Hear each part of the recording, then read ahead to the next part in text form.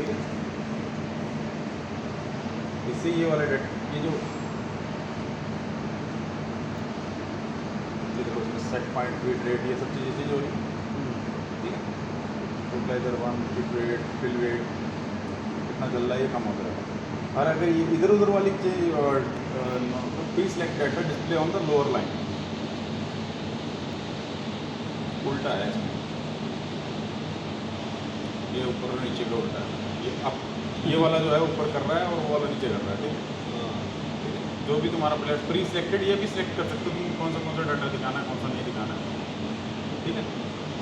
ये जैसे set point इतना है, फिल वेट इतना है, टारगेट वेट इतना है, जो भी चेक कर सकते हो। ये तो बेसिकली जो डेटा चेंज करने के लिए जरूरत है, इसमें भी सेम है। न्यूमेरिकल की डाटा से बिल्कुल सेट पॉइंट चेंज करा है पॉसिबल है, सेट पॉइंट डीसेस से आ रहा है ना, अभी डीसेस में सिलेक्टेड है। पैनल पे कर दो तो पैनल से सिलेक्ट कर सकते हो। अब क्या है, अगर आप फंक्शन में जाना चाहते हो तो ये फंक्शन में जाने के लिए, एस्केप के लिए भी ये, फंक्शन में जाने के लिए भी ये, एंटर नीचे वाला, ठीक है। और डाटा इनपुट के लिए ऊपर वाला। अगर आप बीच वाला लगाएंगे तो इसमें आप फंक्शन में चले जाएंगे। इसके अंदर जब इसमें चले जाओगे तो ये काम वही करेंगे, ऊपर नीचे उधर उधर जाने का। वैसे पहला तुम्हारा display events, display check, service values, आपको उसमें जाने की जरूरत नहीं। सेटअप के अंदर ये पॉइंट आते हैं, फिर उसके बाद टोटल्स, टोटलाइजर 1, टोटलाइजर 2 और टोटलाइजर रिकॉर्ड। 3 टोटलाइजर मैंने तुम्हें वहाँ दिखाया है। तीनों टोटलाइजर में टोटलाइजर 1 और 2 आप रीसेट कर सकते हो, टोटलाइजर 3 रीसेट नहीं होता, इट इज़ नॉट रीसेटेबल। ये इसका कोर जो है वो टोटलाइजर है। मोड के अंदर वॉल्यूमेट्रिक मोड है, वॉल्यूमेट्रिक मोड है, सॉरी जो तुम्हें मैंने बताया था, वॉल्यूमेट्रिक को बोल रहा है वॉल्यूमेट्रिक सिंक्रोनस मोड, ठीक है। Volumetric mode, volumetric synchronous mode, start keyboard mode, keyboard से स्टार्ट करना चाहते हो उधर से कर सकते हो, filling start, emptying start, start simulation. कई बार क्या होता है जब आपका सिस्टम बंद करते हो तो फिलिंग स्टार्ट करना होता है आपको, प्लांट स्टार्ट, ये सिस्टम स्टार्ट हो जाएगा पर जो इनपुट गेट है वो खुलेगा नहीं। तो इसमें जाने का, मोड के अंदर जाने का, और इसके बाद इसमें फिलिंग स्टार्ट करने का। अगर फिलिंग स्टार्ट कर दोगे तो उसके बाद इनलेट वेट खुल जाएगा। अगर कभी ऐसा होता है सिस्टम हेल्दी है, there is no alarm and fill gate is not opening, screw चलता जा रहा है और आपका फिल गेट ओपन नहीं हो रहा है, तो फिलिंग स्टार्ट करने का, ठीक है। स्टार्ट सिमुलेशन आपको करने की जरूरत नहीं है। एम्प्टी स्टार्ट क्या होता है, कई बार क्या होता है कि आपको प्लांट बंद करना है किसी वजह से, तो आप चाहते हैं कि पीटीए के होपर के अंदर मटेरियल ना बचे, तो आप इसमें जाइए, एम्प्टी स्टार्ट पे जाइए और उसको एंटर कर दीजिए, आपका होपर खाली हो जाएगा, फिल वाल नहीं खुलेगा। उसके बाद फिल वाल नहीं खुलेगा, आपका होपर बिल्कुल खाली हो जाएगा। थोड़ी देर बाद खाली हो जाएगा तो आप बंद कर सकते हो। उसके बाद कैलिब्रेशन में जा सकते हो, टेयर कैलिब्रेशन है, स्पैन कैलिब्रेशन है, कैपेसिटी कैलिब्रेशन है, लिनियराइजेशन है।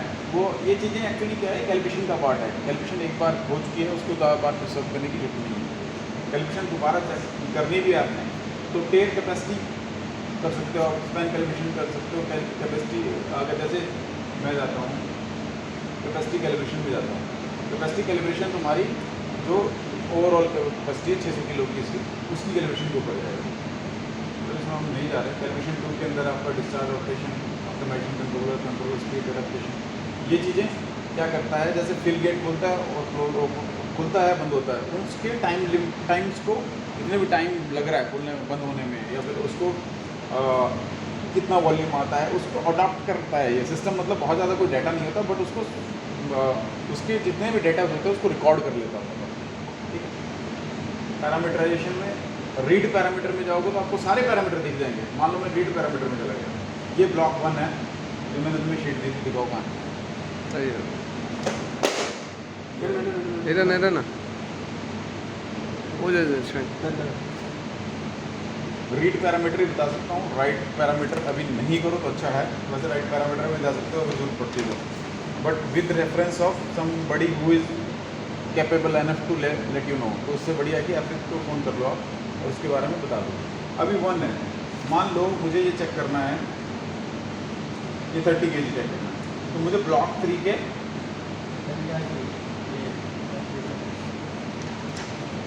नहीं बात तो एक ही है, वो कोई चक्कर नहीं, सेम सही है। ब्लॉक 3 में जाना है तो मैं इसमें 3 में जाऊँगा,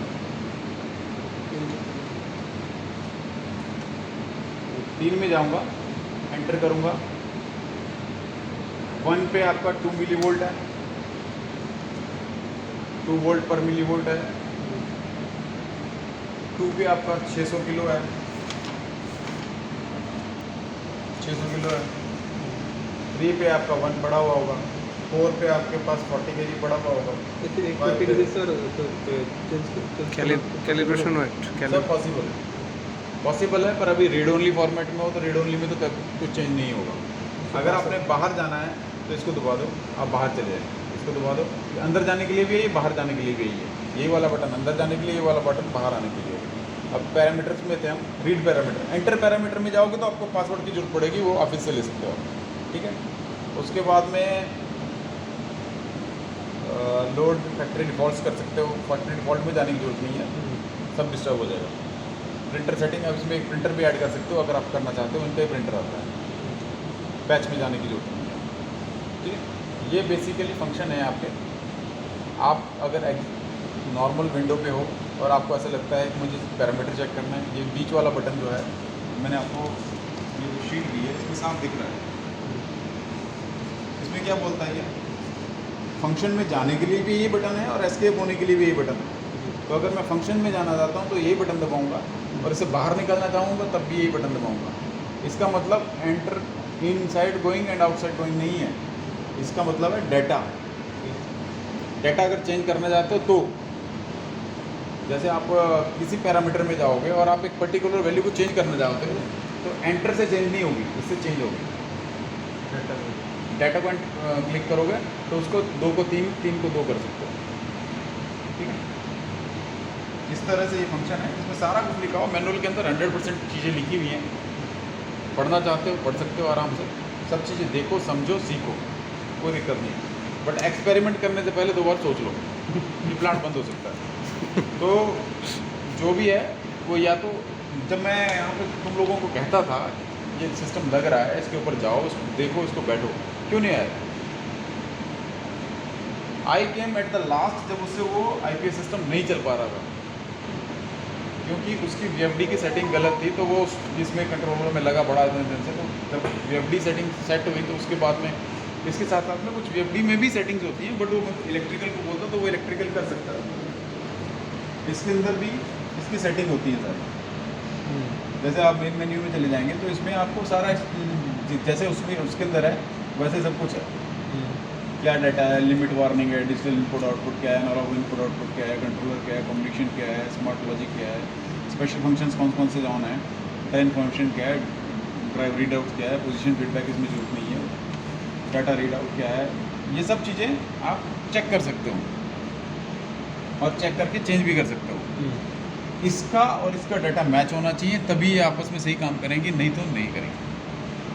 कभी किसी चीज़ में अगर आपको ये VFD चेंज करनी पड़ती है तो उसमें वो डाटा डालना पड़ेगा जो इसके डाटा है। अगर ये बोलता है कि 0 to 20 मिलियम्स है तो वहाँ पे 0 to 20 मिलियम्स दिखाना पड़ेगा। ये बोलता है 0 से 1500 RPM है तो उसको भी 0 से 1500 RPM पे ही सेट करना पड़ेगा, अदरवाइज ये डाटा और वो डाटा आपस में कोलैप्स हो जाएंगे और आपका जो फंक्शन है वो सही से नहीं चलेगा। वो इतने दिन चलाता रहा पर उसको वो IP चल नहीं पा रहा था क्योंकि इसके अंदर VFD के अंदर जो डाटा पड़ा हुआ था वो कंट्रोलर से मैच नहीं हो रहा।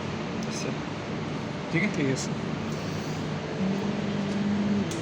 बहुत ज़्यादा कुछ नहीं है, ये PLC का काम जो है, जो PTS सिस्टम है उसका जो डिस्चार्ज वाला है उसको फंक्शन ऑपरेट करने के लिए, और उसमें जो पर्चिंग होती है वो एक तो फंक्शन है, बहुत ज़्यादा कुछ है नहीं, ये वाले का बहुत ज़्यादा कोई रोल है नहीं सिस्टम में। जो ड्राइंग्स हैं, ड्राइंग्स के अंदर इसको दिखा रखा है, ड्राइंग पे जाओगे